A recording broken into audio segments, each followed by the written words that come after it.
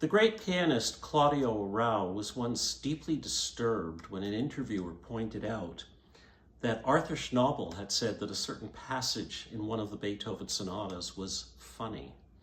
Arrau countered that there was no way that music could be funny. It was simply impossible.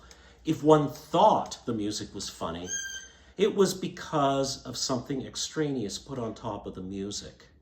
The music itself had no capacity for humor. Now, this is an interesting point of view, but let's consider for a moment what makes something funny. Music has the same capacity as words to be ambiguous, to be unexpected, and to be outrageous. And if it can do those things, quite frankly, it can be funny.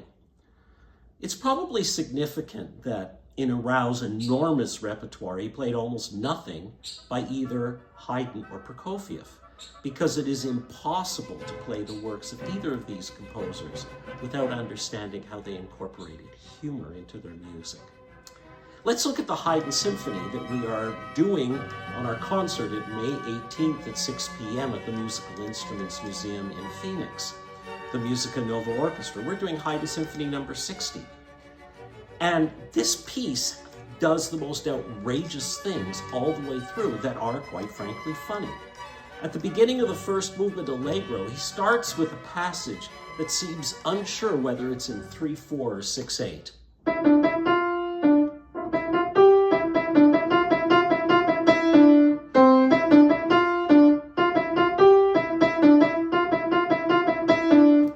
And you listen to that, and it's kind of off-center, it's off-kilter. The metrical ambiguity is meant to suggest the confusion of the distracted man of the title of the symphony. It's called Il Distratto.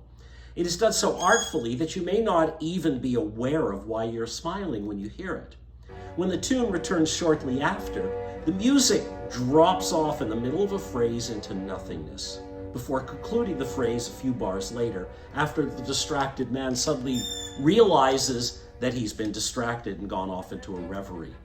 Later on in that movement, the music suddenly quotes an extensive passage from Haydn's Farewell Symphony, as though we've forgotten at this point what symphony we're actually doing.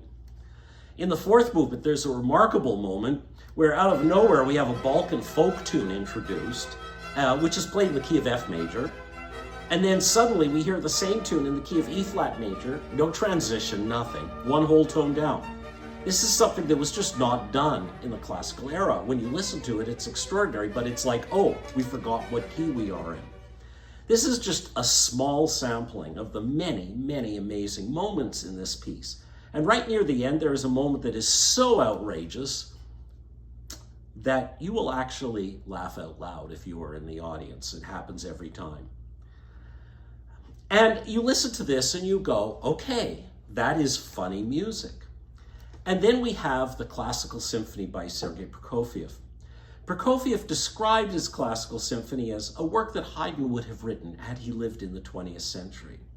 And he succeeds, Prokofiev succeeds, precisely because he understands that humor is central to Haydn's identity.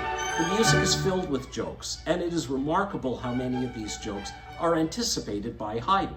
For example, that joke of modulating to a key one whole tone down for no good reason. Prokofiev echoes it right at the beginning of this symphony. It starts in D major, and then 8 bars later, for no good reason, we are in the key of C major, playing the same tune. I could go on, but the important thing is that you come and hear these two remarkable works in conjunction with one another, and you hear the beautiful way in which the greatest musical humorist of the 18th century and the greatest musical humorist of the 20th century had so much in common. And you will also understand how wrong Claudio Arrau is. Come hear us, 6 p.m., May 18th, Musical Instruments Museum, Phoenix, Arizona. See you all there.